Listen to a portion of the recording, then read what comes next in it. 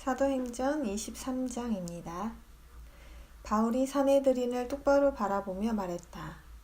형제 여러분, 나는 이날까지 하느님 앞에서 온전히 깨끗한 양심으로 살아왔습니다.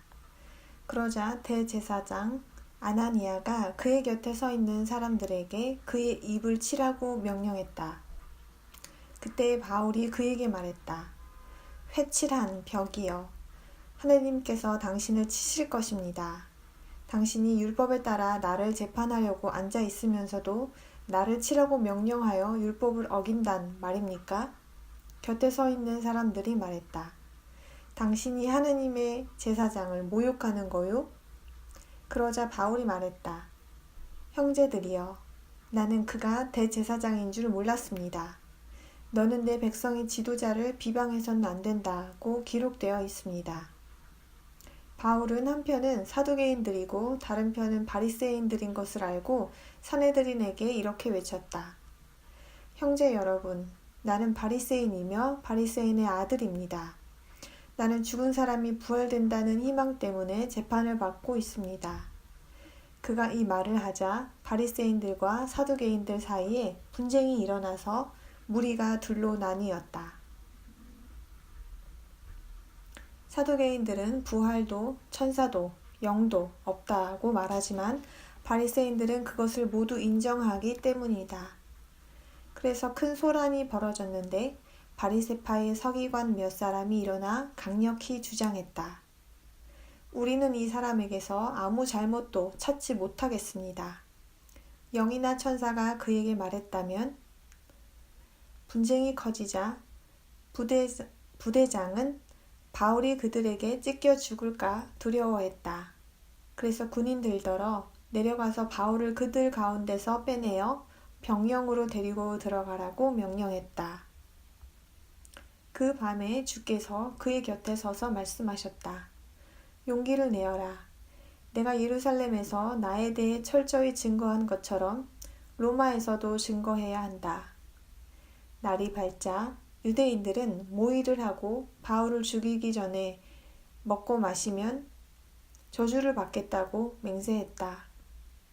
이처럼 맹세하며 모의한 사람들은 40명이 넘었다. 그들은 수제사장들과 장로들에게 가서 말했다.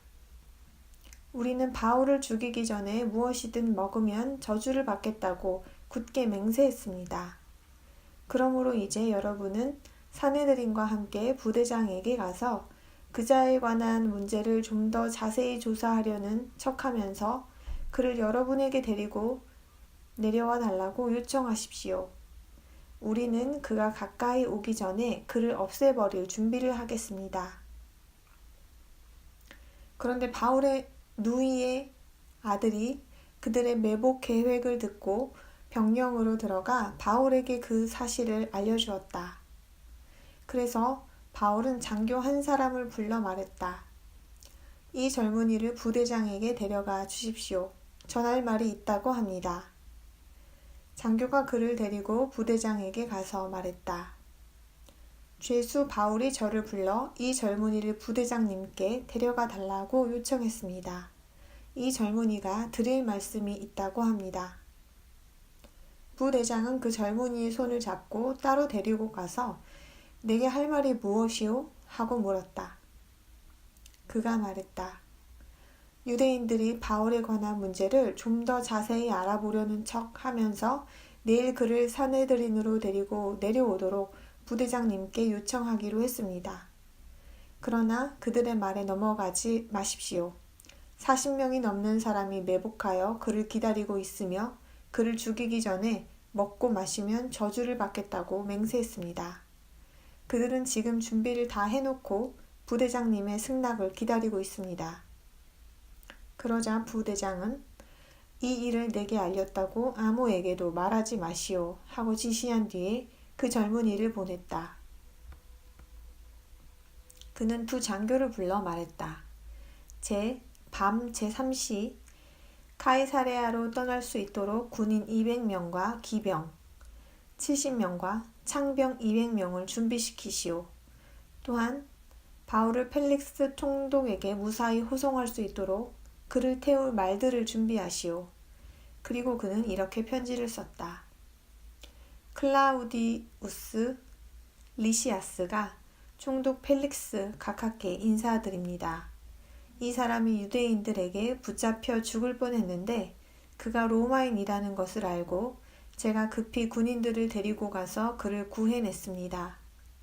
저는 그들이 그를 고발하는 이유를 확인하려고 그들의 사내들인으로 그를 데리고 내려갔습니다. 저는 그가 그들의 율법 문제로 고발당했을 뿐 사형을 당하거나 감옥에 갇힐 만한 죄는 하나도 저지르지 않았다는 것을 알게 되었습니다. 그런데 이 사람을 해치려는 음모를 알게 되어서 즉시 그를 각하께 보냅니다. 고발한 사람들에게도 각하 앞에서 그에 대해 말하라고 명령했습니다. 군인들은 명령대로 바울을 데리고 밤에 안디바드리로 갔다. 이튿날 그들은 기병들이 그를 데리고 가게 하고는 자기들을 병영으로 돌아갔다. 기병들은 카이사레아로 들어가서 총독에게 편지를 전하고 바울을 넘겨주었다. 총독은 편지를 읽고 나서 그가 어느 속주 출신인지 물어 길리기아 출신이라는 것을 알게 되었다. 총독은 당신을 고발한 사람들이 도착하면 당신의 말을 자세히 들어보겠소 하고 말했다. 그리고 그를 헤롯 궁전에 가두어 지키라고 명령했다. 사도행전 24장 5일 뒤에 대제사장 아나니아가 몇몇 장로들과 데르둘로라는 대변인과 함께 내려왔다. 그들은 총독에게 바울에 대한 소송을 제기했다.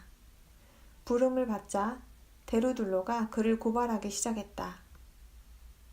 우리는 각하 덕분에 큰 평화를 누리고 있으며 각하의 선견지명으로 이 민족이 개혁이 일어나고 있습니다. 펠릭스 각하, 우리는 이 사실을 언제 어디서나 인정하며 매우 감사하고 있습니다. 각하께 더 이상 폐가 되지 않도록 간단히 말씀드리려 하니 너그럽게 들어주시기 바랍니다.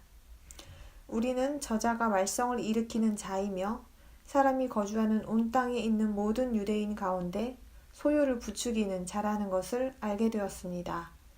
그는 나사렛파의 우두머리입니다. 게다가 그가 성전을 더럽히려고 하기에 우리가 붙잡았습니다.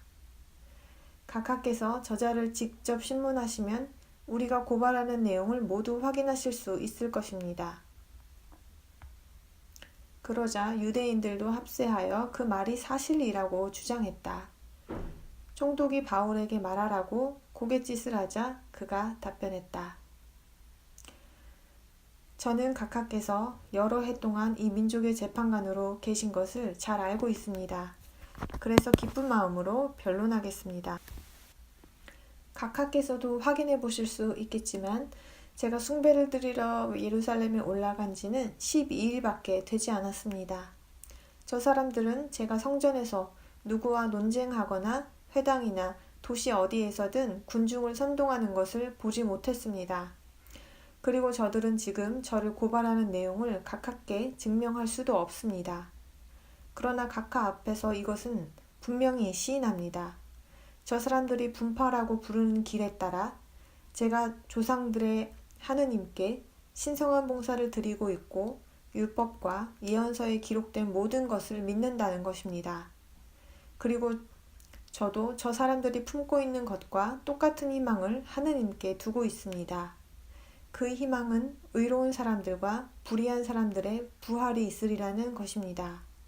그렇기 때문에 저는 하느님과 사람들 앞에서 깨끗한 양심을 유지하려고 언제나 노력하고 있습니다.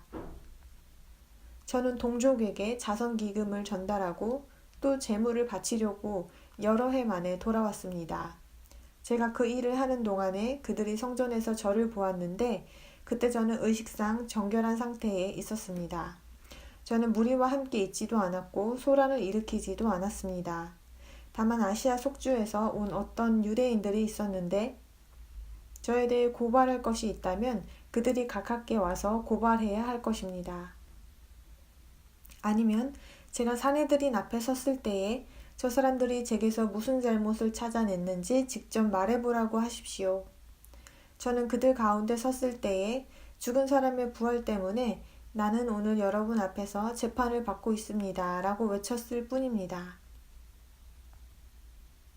펠릭스는 이 길에 관한 사실을 매우 잘 알고 있었기 때문에 그들을 물러가게 하며 언제든지 부대장 시리아스가 내려오면 당신들과 관련된 이 문제를 판결하겠소 하고 말했다. 그리고 장교에게 바울을 지키되 어느 정도 자유를 주고 친지들이 그의 필요를 돌보는 것을 막지 말라고 명령했다. 며칠 뒤에 펠릭스는 유대인인 아내 두루실라와 함께 와서 바울을 불러 그리스도 예수에 대한 믿음에 관해 그가 하는 말을 들었다. 그러나 바울이 의와 자제와 오게 될 심판에 대해 이야기하자 펠릭스는 두려워하며 이제 그만 가시오. 기회가 되면 다시 부르겠소. 하고 말했다. 그러면서도 그는 바울에게서 돈을 받기를 바라고 있었다.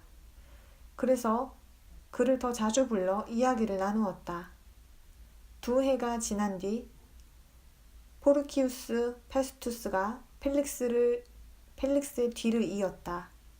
그때까지 펠릭스는 유대인들의 환심을 사려고 바울을 계속 가두어 두었다.